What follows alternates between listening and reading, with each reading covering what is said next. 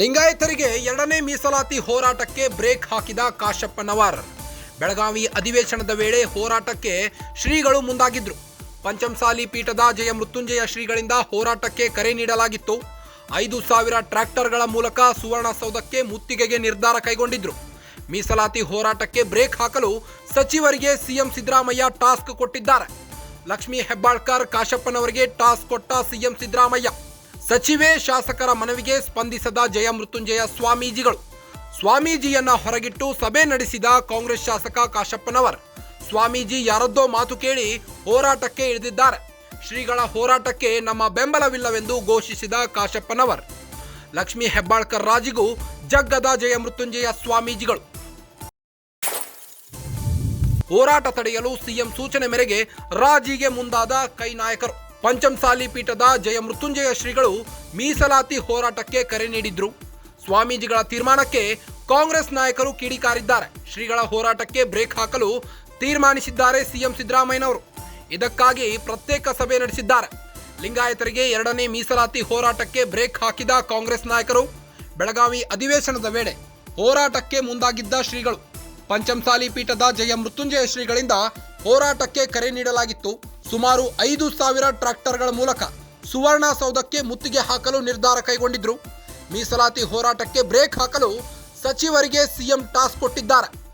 ಸಚಿವೆ ಲಕ್ಷ್ಮೀ ಹೆಬ್ಬಾಳ್ಕರ್ ಕಾಶಪ್ಪನವರಿಗೆ ಟಾಸ್ಕ್ ಕೊಟ್ಟ ಸಿಎಂ ಸಿದ್ದರಾಮಯ್ಯ. ಸಚಿವೆ ಶಾಸಕರ ಮನವಿಗೆ ಸ್ಪಂದಿಸದ ಜಯ ಮೃತ್ಯುಂಜಯ ಸ್ವಾಮೀಜಿಯನ್ನ ಹೊರಗಿಟ್ಟು ಸಭೆ ನಡೆಸಿದ್ದಾರೆ ಕಾಂಗ್ರೆಸ್ ಶಾಸಕ ಕಾಶಪ್ಪನವರು. ಸ್ವಾಮೀಜಿ ಯಾರದ್ದೋ ಮಾತು ಕೇಳಿ ಹೋರಾಟಕ್ಕೆ ಇಳಿದಿದ್ದಾರೆ. ಶ್ರೀಗಳ ಹೋರಾಟಕ್ಕೆ ನಮ್ಮ ಬೆಂಬಲವಿಲ್ಲವೆಂದು ಕಾಶಪ್ಪನವರ್ ಘೋಷಿಸಿದ್ದಾರೆ. ಲಕ್ಷ್ಮೀ ಹೆಬ್ಬಾಳ್ಕರ್ ರಾಜಿಗೂ ಜಗ್ಗದ ಜಯ ಮೃತ್ಯುಂಜಯ ಸ್ವಾಮೀಜಿಗಳು. ಹೋರಾಟ ತಡೆಯಲು ಸಿಎಂ ಸೂಚನೆ ಮೇರೆಗೆ ರಾಜಿಗೆ ಮುಂದಾದ ಕೈ ನಾಯಕರು.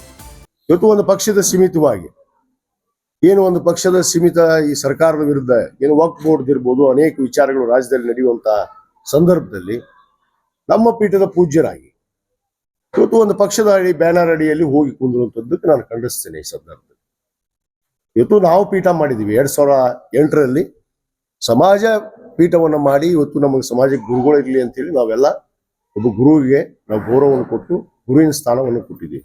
ಅದು ಸಮಾಜ ಮಾಡಿದ್ದು, ಸಮಾಜದ ಮಠ. ಇವತ್ತು ನಾನು ಉದ್ದೇಶಪೂರ್ವಕವಾಗಿ ನಮ್ಮ ಪೀಠದಲ್ಲಿ ನಮ್ಮ ಮಠ ಇದು, ನಾವು ಮಾಡಿದಂಥ ಮಠ, ನಾವು ಮಾಡಿದಂಥ ಪೂಜ್ಯರು ಒಂದು ಪಕ್ಷದ ಅಡಿಯಲ್ಲಿ ಹೋಗುವಂಥದ್ದು ಸರಿಯಲ್ಲ ಅನ್ನೋದನ್ನ ಇವತ್ತು ನಮ್ಮ ಕಾರ್ಯಕಾರಿಣಿಯಲ್ಲಿ ಚರ್ಚೆ ಆಗಿದೆ.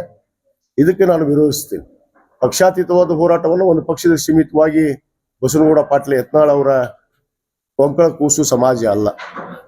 ಯಾಕಂದ್ರೆ ಸಮಾಜ ಎಲ್ಲ ಪಕ್ಷದವರು ಕೂಡ ಇಲ್ಲಿದ್ದಾರೆ, ಎಲ್ಲ ಪಕ್ಷದವರು ಇವತ್ತು ಕೂಡ ಆಗಮಿಸಿದ್ದಾರೆ. ಆದ್ರೆ ಇಲ್ಲಿ ಚರ್ಚೆ ಆಗಿದ್ದೇನು ಪಕ್ಷಾತೀತ ಹೋರಾಟ ಪಕ್ಷಾತೀತವಾಗಿ ಇದ್ರೆ ಅದಕ್ಕೆ ಗೌರವ. ಇದನ್ನ ಮಾಡಿದವರು ಯಾರು? ಇವತ್ತು ಏನೋ ಎತ್ಕೊಂಡು ಕೇವಲ ಭಾಷಣ ಮಾಡುದು, ಸಮಾಜದವ್ರ ವಿರುದ್ಧ ರಾಷ್ಟ್ರೀಯ ಅಧ್ಯಕ್ಷರು ಅನ್ನೋದು ಗೌರವ ಇಲ್ಲ, ಒಬ್ಬ ಸಮಾಜದ ನಾಯಕರು ಅನ್ನೋದು ಗೌರವ ಇಲ್ಲ, ಸಮಾಜ ಕಟ್ಟಿದವರು ಅನ್ನೋದ್ರ ಬಗ್ಗೆ ಗೌರವ ಇಲ್ಲ.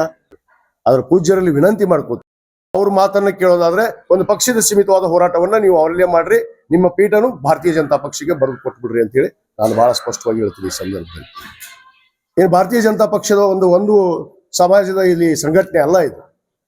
ಪಕ್ಷಾತೀತವಾದ ಹೋರಾಟ ಅಂದಮೇಲೆ ಪಕ್ಷಾತೀತವಾಗಿರ್ಬೇಕು. ಯಾರು ನಮ್ಮ ಪಕ್ಷದ ವತಿಯಿಂದ ಯಾರಿಗೆ ಕೇಳಿ ನೀವು ಈ ಹೋರಾಟವನ್ನ ಇವತ್ತು ಘೋಷಣೆ ಮಾಡಿದ್ರಿ? ಈಗಾಗಲೇ ಹಿಂದುಳಿದ ವರ್ಗದ ಆಯೋಗದ ವರದಿ ಬರಬೇಕು, ಸಂಪೂರ್ಣ ವರದಿ ಇಲ್ಲ. ಮಾನ್ಯ ಮುಖ್ಯಮಂತ್ರಿಗಳು ಕೂಡ ಹೇಳಿದ್ದಾರೆ, ಹಿಂದುಳಿದ ವರ್ಗದ ಸಂಪೂರ್ಣ ವರದಿ ಬೇಕು, ಎಲ್ಲಗಳ ಜಿಲ್ಲೆ ಇನ್ನೂ 12 ಜಿಲ್ಲೆಗಳ ಸರ್ವೆ ಆಗ್ಬೇಕು. ಸರ್ವೆ ಆದ ನಂತರ ಮೀಸಲಾತಿ ಚರ್ಚೆ ಆಗುತ್ತೆ. ಅದನ್ನ ಬಿಟ್ಬಿಟ್ಟು ವರದಿನೇ ಇಲ್ಲ, ಏನೂ ಇಲ್ಲ, ಇವ್ರ ಮಾತೆತ್ತಿರ ಮುತ್ತಿಗೆ ಅಂದ್ರೆ ಸಮಾಜದವ್ರನ್ನ ಹಾದಿ ತಪ್ಪಿಸುವಂತ ಕೆಲಸ ಇವತ್ತು ನಡೀತಾ ಇದೆ.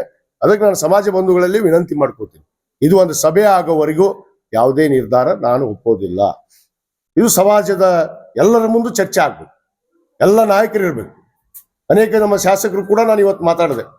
ಇವತ್ತು ನಮ್ಮ BR ಪಾಟೀಲ್ ಹಿರಿಯ ಶಾಸಕರು, ಶಿವಾನಂದ ಪಾಟೀಲ್ ಮಂತ್ರಿಗಳಿಗೆ, ಲಕ್ಷ್ಮೀ ಹೆಬ್ಬಾಳ್ಕರ್ ಅವರಿಗೆ, ವಿನಯ್ ಕುಲಕರ್ಣಿ ಅವರಿಗೆ ಮತ್ತು ನಮ್ಮ ಅಶೋಕ್ ಮನಗುಳಿ ಇರ್ಬೋದು ಮತ್ತು ಅನೇಕ ಶಾಸಕರಿಗೆ ನಾನು ಇವತ್ತು ಮಾತಾಡೇ ನಾನು ಈ ಸಭೆಯನ್ನು ಕರೆದಿದ್ದೀನಿ. ಅವರು ಬರೋರು. ನಾನು ಈ ಶೀಘ್ರದಲ್ಲೇ ಬೆಂಗಳೂರಿನಲ್ಲಿ ಅಧಿವೇಶನ ಪೂರ್ವದಲ್ಲೇ ಒಂದು ಸಭೆಯನ್ನು ಕರಿತೀನಿ. ಸಭೆಯನ್ನು ಕರೆದು ಆ ಸಭೆಯಲ್ಲಿ ನಾವೆಲ್ಲರೂ ಕೂಡಿ ನಿರ್ಣಯ ಮಾಡ್ತೀವಿ ಯಾವ ರೀತಿ ಹೋರಾಟಕ್ಕೆ ಮುಂದೆ ಹೆಜ್ಜೆ ಇಡಬೇಕು. ಸುಮ್ಮನೆ ಮುತ್ತಿಗೆ ಹೋರಾಟ ಅಂದ್ರೆ ಅರ್ಥ ಇಲ್ಲ. ನಮಗೆ ಹಿಂದುಳಿದ ವರ್ಗದ ಆಯೋಗದ ವರದಿನೇ ಇಲ್ಲ, ಇನ್ನೂ ತನ್ನ ಸಂಪೂರ್ಣ ವರದಿ ಇಲ್ಲ. ಹಿಂದಿನ ಸರ್ಕಾರ ಮಾಡಿದ ತಪ್ಪನ್ನ ಮತ್ತೆ ಇದೇ ಸರ್ಕಾರದಲ್ಲಿ ಮಾಡಿದ್ರೆ ನಮಗೇನು ಬರುತ್ತೆ? ಇನ್ನು ಬಸವರಾಜ ಬೊಮ್ಮಾಯಿ ಅವರು ತಾಯಿ ಮೇಲೆ ಆಣೆ ಮಾಡ್ಲಿಲ್ಲ. ಹಿಂದೆ ಯಡಿಯೂರಪ್ಪನವರು ಸದನದಲ್ಲಿ ಭಾಷಣ ಮಾಡಿದ್ರಲ್ಲ, ಮೀಸಲಾತಿ ಕೊಡ್ತೀನಿ ಅಂತೇಳಿ, ಕೊಟ್ರ?